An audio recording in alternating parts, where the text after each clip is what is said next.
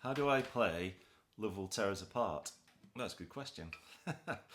Well, I'll show you how. And it may inspire you to play it in the same way, or maybe you play it in a different way.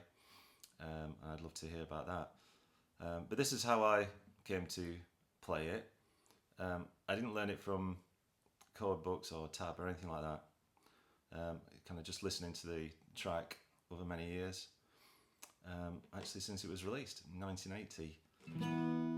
It's been one of my favourite tracks, and yeah, so I kind of always wanted to do something with it, and obviously it's a full band playing it, and on the video actually it's got Ian Curtis playing guitar, but it's actually Bernard Sumner on the recording playing guitar, and in the video Bernard Sumner, you can see him playing the synths as well, and he actually played that in the studio, as well as the guitar part. So yeah, anyway, so this really boils around mainly these fingers here. So it's a power chord. So in E we have, just if you start on the open E and then your index finger on the 7th fret, and then there are the two fingers there as the power chord. So you've got the 5th, essentially it's all, you've got 3 roots there essentially, 3 E's, and then you've got a 5th in there, giving you the classic power chord. So you've got the intro, you've got the verse, and you've got the chorus and the bits between the verse and the chorus as well. So let's start with the intro. Good place to start. So again, it's the power chord, but here we're on the E string on the 5th fret. And the beauty of this chord is that all the other strings are open. So you could do it like that, but it's actually, I always do it like this anyway. I just use my index finger here. So that goes like this, right? So it's kind of.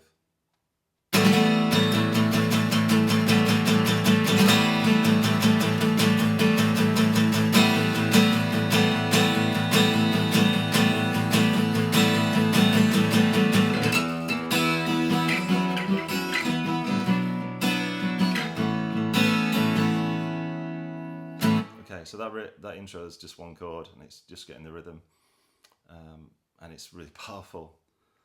In fact, I could see the mic reading peaking into the red when I was doing that there. So that's the intro. So in the chorus and the pre-chorus, let's call it the pre-chorus, we use the power chord on the 7th fret on the A string. So we essentially got a big uber power chord, E chord, with these open strings. So you've got the high E and the high B as drones, acting as pedals essentially through this, and I guess the thing to say is, like, the main hook of the song obviously is that the melody. No, no, no, no, no, no, no, no, no. So essentially we're just recreating that. The bass line is obviously doing that in the original, and because we just got one guitar here, it makes sense that we do it.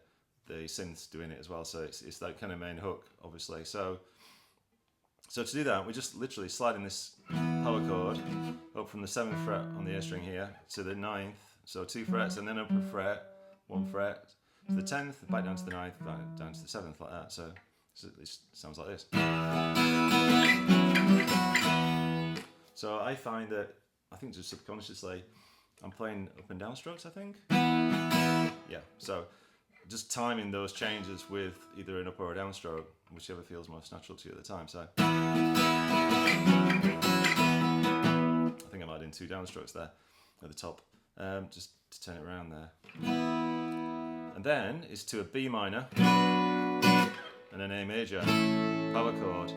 Now, if you can't get your thumb round, I would suggest just doing that as standard bar chords. Don't be too concerned about hitting all the strings even.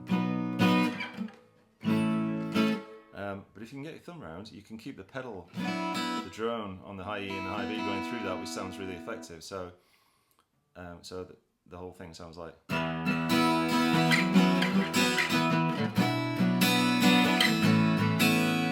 So you can accent those high E and B on the upstroke there. So it sounds really full, and it's just, yeah, it's a nice, I guess, harmony with those high strings there. So that whole riff, cycle around.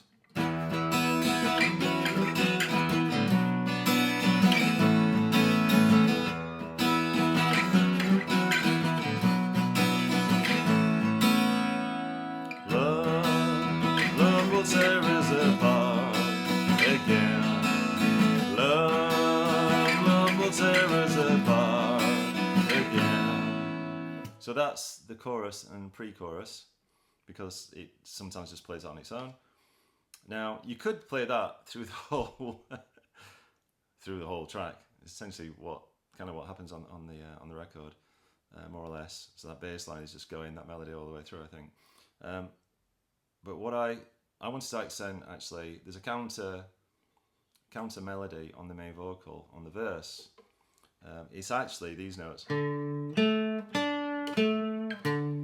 So I'm approximating this, and also as a contrast to the chords for the chorus, it was kind of a happy coincidence. So there's one slight compromise here. So we're going to do these notes instead,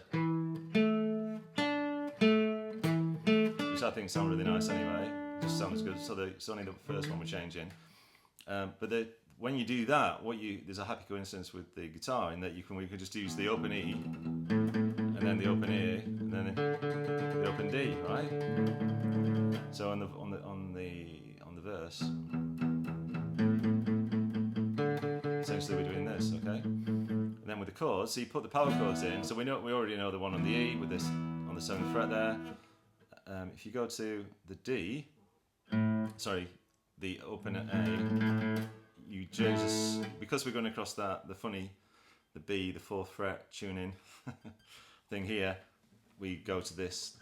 The power chord is now this shape. So essentially we're moving our little pinky up 1 fret, okay? And then when it goes to the D string, the power chord for it is now 3 frets apart. So I just bar with my little pinky like that. So that sounds like this.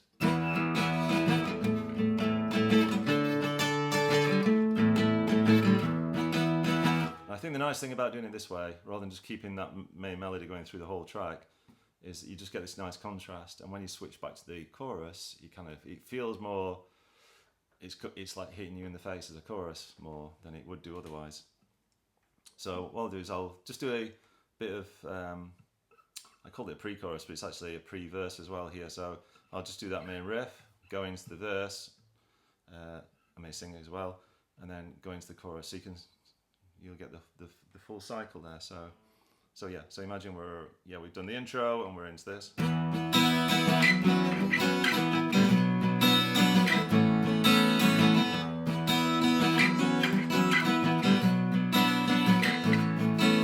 When routine bites hard and ambitions are low, and resentment rides high, and emotions won't grow, and we're changing our ways, taking different roads, then love will tear us apart again.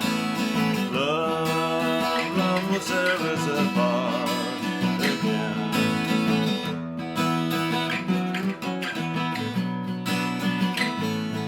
Why is the bedroom so cold?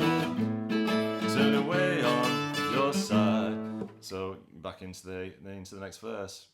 There's 3 verses, each with the chorus between.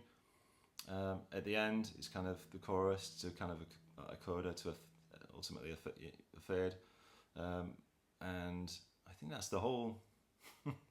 I think that's the whole shebang. So, and there's a little bridge where it returns to the intro, which you'll know. You may just listen to the record or the stream, should I say? Yeah. So I think that's after the 2nd verse before the 3rd verse. I think, if I remember. Yeah, but that's it. Let me know what you think. If you play in a different way, I'd love to hear how you do it as well. And it's the amazing thing about the guitar, there are so many ways to play the same thing in lots of different places, unlike piano and perhaps some other instruments. So, yeah, and it's your own interpretation. So, yeah, thanks for watching, and yeah, I hope it inspires you to maybe play it this way or a completely different way.